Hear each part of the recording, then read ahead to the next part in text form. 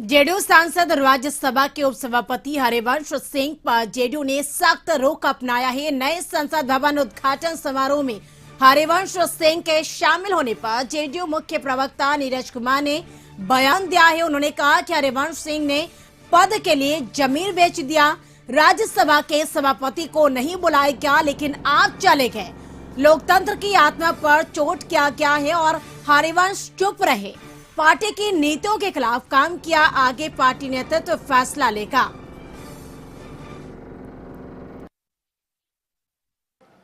पद के लिए जमीर बेचा जा सकता है।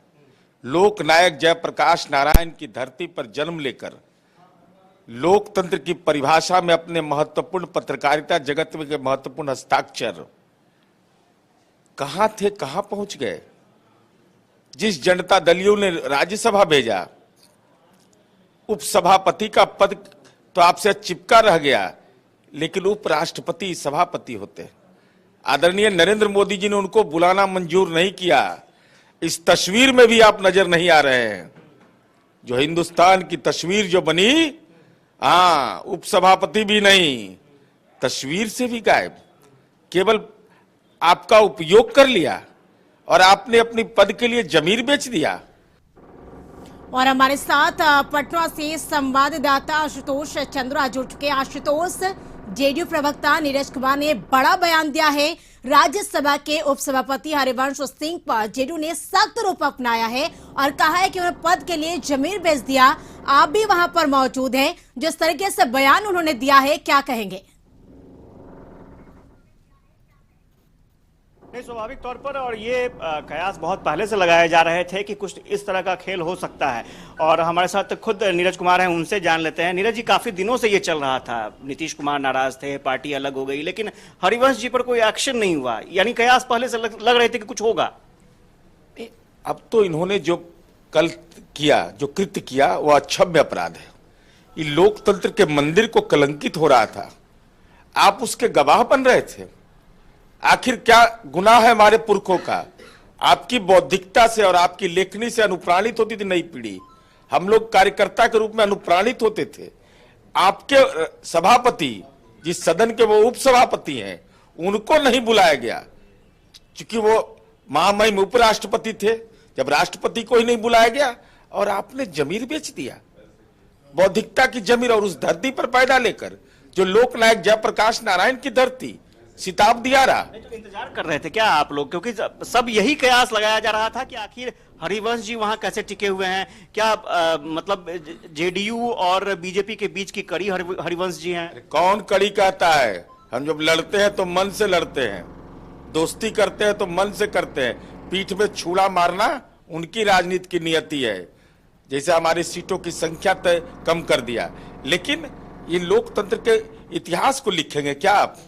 इसी इतिहास को लिखने के लिए उपसभापति का पद पर आप रहे हैं। यही है। इस पुरखे के इतिहास को जो आपने लेखनी से आपने सजाया था, उसको इतिहास के पन्ने में दफन कर दिया मोदी के आतंक से। लेकिन दो शख्स ऐसे हैं जो नीतीश कुमार के बेहद करीबी माने जाते हैं, आरसीपी सिंह और हरिवंश सिंह। दोनों ही मोदी जी के मुरीद हो गए कह सकते हैं। तो कहां गड़बड़ हो गई, क्या दिक्कत हो गई? 18 वर्ष की उम्र के सम्मानीय नीतीश कुमार जी के साथ है। अभी मेरा 57वां वर्ष है। अब किसी को भ्रम हो कि हम नजदीकी हैं और राजदार है, यही नीतीश कुमार की कार्यशैली है। कोई नजदीकी होने का भ्रम न पाले, कोई राजदार होने का दम्भ नहीं भरे।